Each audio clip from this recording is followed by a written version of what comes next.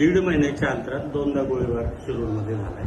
कुठेतरी कायदा आणि सुव्यवस्था ही बिघडलेली आणि पोलिसांचा गुन्हेगारांवर वचक नाही असं वाटतंय.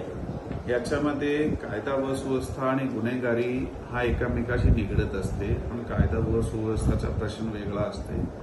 परंतु गुन्हेगारी टोळ्या हे जसा आताच्या गुन्ह्यामध्ये नवीन कोरे आहात आताच मेजर झालेले आहे.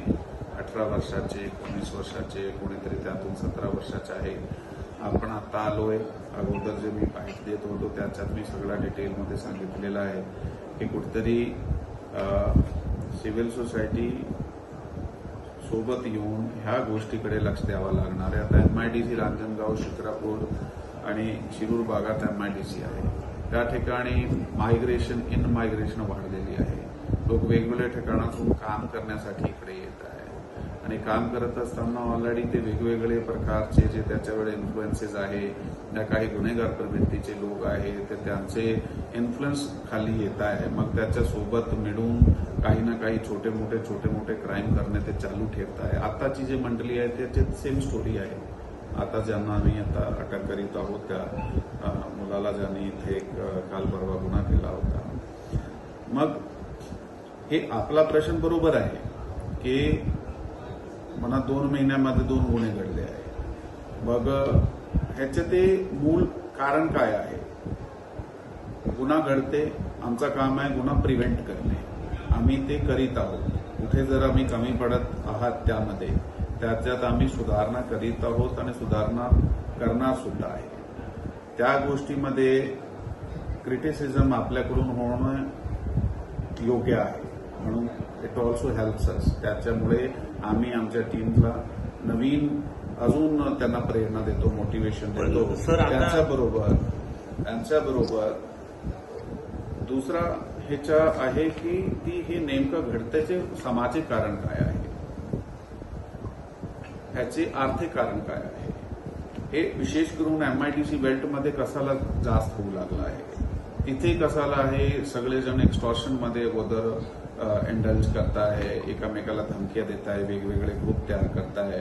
मग ह्यांना कोणाचा पाठिंबा असते, काहीतरी मोठा गुन्हेगार असते, ते कोणाला काही सोबत घेऊन जात आहे. ही सगळ्या गोष्टी आणि स्कूल ड्रॉपआउट होणा मुलाचा, त्याच्याबरोबर ते पुढे त्यांना काही स्किल डेव्हलपमेंट ना होणे, ते त्याला वेळेशीर योग्य रोजगार ना भेटणे, त्यांना योग्य दिशे ना भेटणे, ह्या सगळे सामाजिक कारण सुद्धा आहात. आम्ही आमची ड्युटी करीत आहोत. त्याच्यात कुठे कमतरता आहे ते आम्हाला दिसून जाते किंवा आपण आम्हाला दाखवत आहे. आम्ही त्याच्यात इम्प्रूव्हमेंट करणार आहोत. पण एक मोठा फॅक्टर जे आहे समाजाचा, आताचे सिव्हिल सोसायटीचे शिरूरचे खूप सारे लोकांची मीटिंग झालेली आहे. त्याच्यात हेच मुद्दे डिस्कस करण्यात आलेले आहे की आपण सगळे एकत्र मिळून कम्युनिटी पोलिसिंगचे काहीतरी उपक्रम इथे राबवू. त्यामुळे हा सगळे मुलाला कुठेतरी योग्य दिशादर्शन झाला पाहिजे. करडे फेज 3 MIDC आहे आणि आता हे जे पहिला प्रकार झाला तो करडे घाटात झाला आणि दुसरा करडे गावात झाला. त्यामुळे जे उद्योजक आहेत ते करडे फेज 3 मध्ये यायला नकार देतात. तर त्यावर आपण काय सांगाल? जर गुन्हेगारी आटोक्यात आली नाही तर अनेक मोठा एक प्लॅन्ट येणार होता माझ्या माहितीप्रमाणे, तर त्यांनी तिथं जागा घ्यायला नकार दिला ह्या गुन्हेगारी याच्यामुळे. तर त्याच्यावर पोलीस याबाबत माझ्याकडे कुठली माहिती प्राप्त नाही.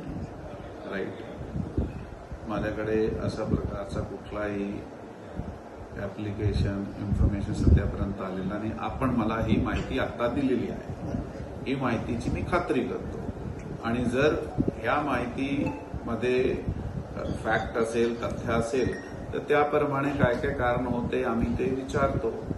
आणि त्यासाठी पोलीस विभागासोबत अजून खूप सारे विभाग आहेत. इंडस्ट्रियल डेव्हलपमेंटचे आहे, त्याच्यामध्ये सामाजिक सुरक्षा, वेगवेगळे प्रकारचे विभाग आहेत. मला वाटते सगळ्यांना एकत्र येऊन ह्याच्यावर एक जे आहे ह्या प्रश्नाचं समाधान